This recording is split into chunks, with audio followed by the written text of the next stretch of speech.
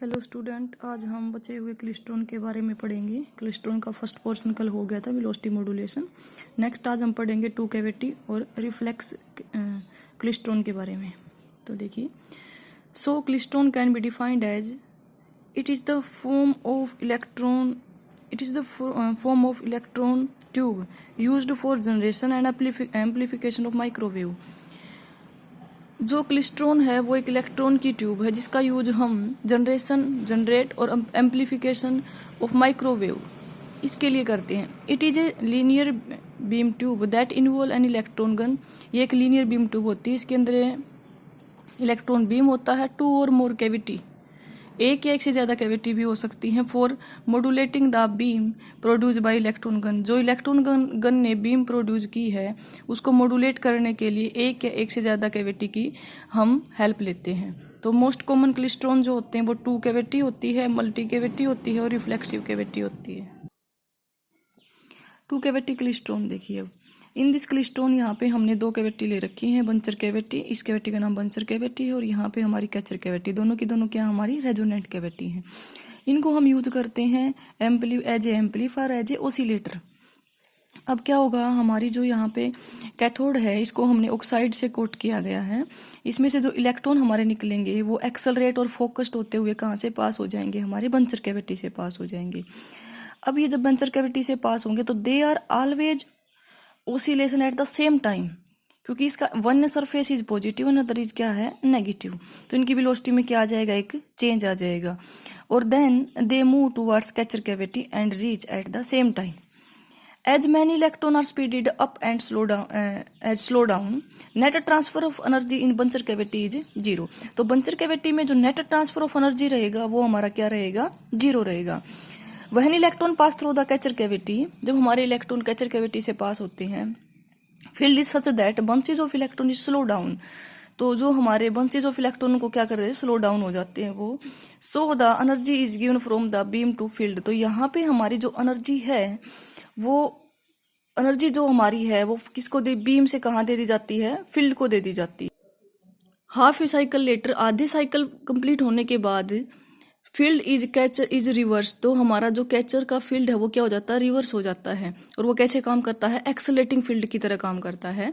But it act only on the low density. या इसकी बात इसके ऊपर ये है, ये मेन बात यहाँ पे ये है कि ये जो काम करता है सिर्फ इस बात पे काम करता है कि लो डेंसिटी या फिर नॉन बंच्ड पोर्शन होना चाहिए बीम का। Then the more electron are slow down and then accelerated. So these net transfer of energy from the beam to the radio frequency circuit. तो यहाँ पे नेट ट्रांसफर ऑफ एनर्जी जो है beam वो कहाँ कर देती है, रेडियो फ्रीक्वेंसी सर्किट में कर देते हैं, फिर कैविटी बोल देते हैं। अब क्या होगा, now A portion of A signal का अगर हम कुछ पोर्शन कैचर कैविटी से कपल्ड करके किसको दे देते हैं, बंचर कैविटी को दे देते हैं, तो ये चीज बार बार ऑसिलेट होती रहेगी। तो इसी तरीके से हमारा जो टू कैविटी क्लिस्ट्रॉन है वो कैसे काम करता है, ऑसिलेटर की तरह भी काम करता है। नेक्स्ट है हमारा रिफ्लेक्स क्लिस्ट्रॉन। इसमें ध्यान रखने की बात यह है, फर्स्ट तो इसमें यही है कि इसमें हम एक कैविटी का यूज करेंगे, लेकिन इसमें हम देखेंगे कि हमारी जो इलेक्ट्रॉन है वो एक ही कैविटी से दो बार पास हो रहे हैं, इसीलिए इसका नाम क्या है, रिफ्लेक्स क्लिस्ट्रॉन। अब इसका फंडामेंटल देख लेते हैं। Reflex klystron is low power low efficiency microwave oscillator. It has a cathode which emit electron. इसके पास क्या है, कैथोड जो इलेक्ट्रॉन को क्या करेगी, एमिट करेगी। लेकिन दूसरी मेन बात यहाँ पे फोकसिंग इलेक्ट्रोड की जरूरत नहीं पड़ती है, क्योंकि पूरा का पूरा जो हमारा ये सिस्टम है या डिवाइस है हमारा वो क्या है, सोर्ट है। तो यहाँ पे फोकसिंग इलेक्ट्रोड की जरूरत नहीं पड़ती है। अब क्या होगा, यहाँ पे देखिए, एक तो हमारा यहाँ पे वोल्टेज है कि यहाँ है, तो यहाँ देखिए, यहाँ पॉजिटिव टर्मिनल कैविटी से जुड़ा हुआ और यहाँ हमारा नेगेटिव है। जो नेगेटिव है उसको हम रिपेलर बोल रहे हैं। तो beam is accelerated toward the cavity. जैसे ही यहाँ से इलेक्ट्रॉन की बीम निकलेगी वो किसकी तरफ एक्सलेट होना शुरू हो जाएगी, कैविटी की तरफ, क्योंकि इसके पास और विच कैविटी के पास क्या है, हमारी पॉजिटिव अप्लाइड वोल्टेज है। तो ये कैसे काम करेगी, एज एनोड की तरह काम करेगी। The electron pass through the gap in this cavity and continuous on the next electrode eight which never. अब वो क्या होगा, जो हमारे इलेक्ट्रॉन इसके अंदर से पास होंगे ना, वो रिपेलर तक कभी नहीं पहुंच पाते, नेक्स्ट इलेक्ट्रोड तक कभी नहीं पहुंच पाते हैं। क्यों, क्योंकि ये हमारा किससे जुड़ा हुआ है, नेगेटिव से। इलेक्ट्रॉन के ऊपर भी नेगेटिव चार्ज है, इसके ऊपर भी नेगेटिव चार्ज, तो इसको क्या करना शुरू कर देगा, वो रिपेल करना शुरू कर देगा। तो यहाँ पे हम अब इसका ऑपरेशन देख लेते हैं एक बार, इस पे नज़र डालिए। ये हमारा रिपेलर है, ये हमारी डिस्टेंस है यहाँ पे कि कोई भी जो इलेक्ट्रॉन है वो रिपेलर की तरफ कितनी दूरी पे गया है। ये हमारा टाइम है। अगर इसके ऑपरेशन को समझने की ज़रूरत है हमें, तो हम क्या करेंगे, इंडिविजुअल इलेक्ट्रॉन ले लेंगे। पहला देखिए पाथ ही, हम इस पाथ की बात कर रहे हैं। इज दैट, ये हमारे फर्स्ट इलेक्ट्रॉन इस इलेक्ट्रॉन के लिए है जो हमारा कैविटी में से उस टाइम पास हुआ था, विच पास थ्रू इनपुट सर्किट, या फिर इनपुट सर्किट उस टाइम पास हुआ था जिस टाइम पे हमारा पोटेंशियल क्या था, 0 था। तो ये एक यूनिफॉर्म वेलोसिटी से किसकी तरफ जाना शुरू हो जाएगा, हमारा रिपेलर की तरफ जाना शुरू हो जाएगा। बट उसकी तरफ जाते ही ये क्या हो जाएगा, स्लो होना शुरू हो जाएगा और रिटर्न क्या होगा, ये वापस आ जाएगा, लेकिन को थोड़ा सा किस में पेनिट्रेट कर जाएगा, ये रिपेलर गैप में या फिर रिपेलर स्पेस में थोड़ा सा एंट्री करेगा ये। ठीक है। अगर हम ऐसे ही सेकंड इलेक्ट्रॉन की बात करें इसकी, तो इसके लिए जो पाथ रहेगा वो हमारा बी रहेगा। ठीक है। अब क्या होगा, अब ये जो सेकंड इलेक्ट्रॉन है ये हमारे एक्सेलरेटिंग फील्ड के टाइम पे क्या हुआ है, पास हुआ है गैप के अंदर से। अगर ये ऐसे पास हुआ है तो इट्स मीन जो हमारा सेकंड इलेक्ट्रॉन है वो एक्सेलरेटिंग फील्ड के टाइम पे पास हुआ है। तो जैसे कि पता है एक्सेलरेटिंग फील्ड में हमारा क्या होता है, फील्ड हमारे इलेक्ट्रॉन को एनर्जी देता है और उसकी वेलोसिटी क्या हो जाती है, बढ़ जाती है।